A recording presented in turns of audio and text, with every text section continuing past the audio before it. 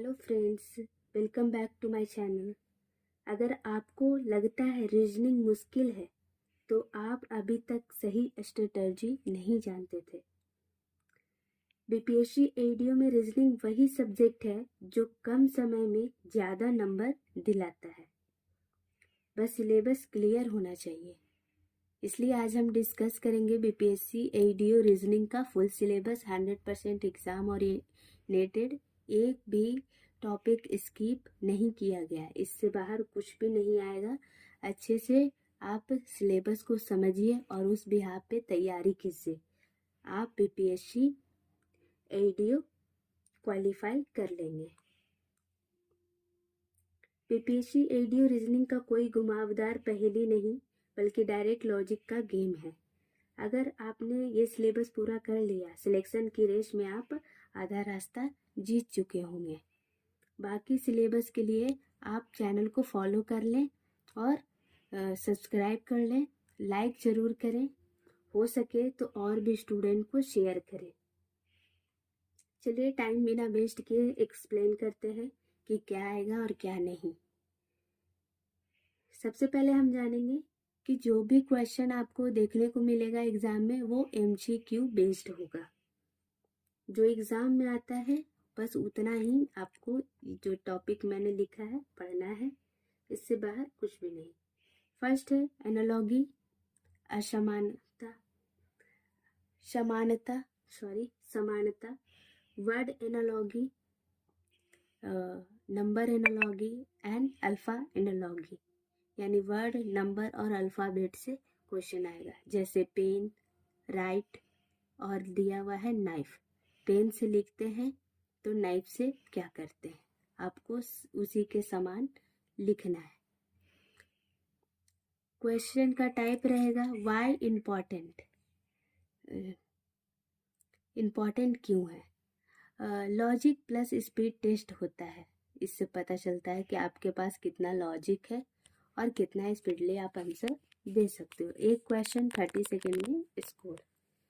देखिए, अगर स्पीड अच्छा होगा तभी आप क्वालिफाई कर पाओगे एग्ज़ाम को। इसमें स्पीड बहुत मैटर रखता है और वो कहाँ से आएगा, एक्यूरेसी और स्पीड रिवीजन से आएगी। तो आपको प्रॉपर रिवीजन करना है। आप ये मत देखिए कि आपने क्या क्या पढ़ कर रखा हुआ है, आप ये देखिए कि आप कितना टाइम में कितना कवर एमसीक्यू कर पाते हो। तो आप अपने स्पीड के लिए टेस्ट दीजिए। क्लासिफिकेशन नेक्स्ट टॉपिक है, असमान पहचानना। Odd number out, word, number and alphabet based he question होंगे। एक ऑड जो रहेगा ना अलग, जैसे डॉग हो गया, कैट हो गया और काऊ हो गया, और एक रहा लायन। तो लायन क्या है, ऑड है। तो जो ऑड रहेगा उसको आउट कर देना है आपको। बिल्कुल एग्जाम ट्रिक क्वेश्चन रहेगा। शेप, मीनिंग, फंक्शन पे फोकस करना है आपको।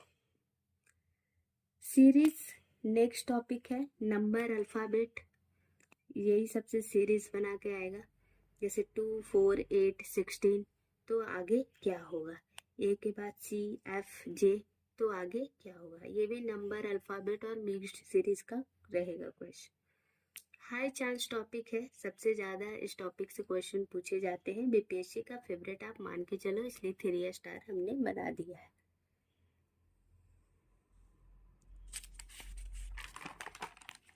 Next topic is coding and decoding.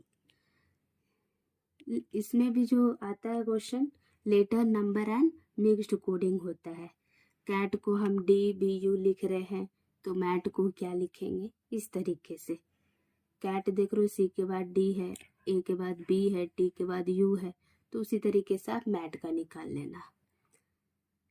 Student fear topic है, बट लॉजिक समझो और क्वेश्चन इजी हो जाएगा। अगर आप लॉजिक समझ लिए कि ये कहना क्या चाहता है तो आपके लिए क्वेश्चन इजी है, आप इजली आंसर दे दोगे।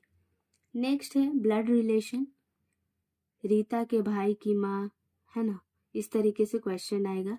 ट्रिकी है, फैमिली ट्री बनाते ही सॉल्व हो जाएगी। फैमिली बेस्ड क्वेश्चन होते हैं ये, आंसर रेडी हो जाता है जैसे ही आप फैमिली ट्री बना देते हो। इस तरीके से आप इजीली सॉल्व कर सकते हो। Next topic is direction sense test. Direction and distance से क्वेश्चन आता है, जिसमें आप 4 नॉर्थ साउथ ईस्ट वेस्ट इस तरीके से मैप बनाकर आप आंसर दे सकते हो। जैसे ही आप मैप बना दोगे आपके सामने आंसर आ जाएगा। रियल लाइफ बेस्ड होता है, डायग्राम बनाते ही हाफ क्वेश्चन सॉल्व हो जाती है इजली। तो आपको डरना नहीं है, बस प्रैक्टिस करनी है।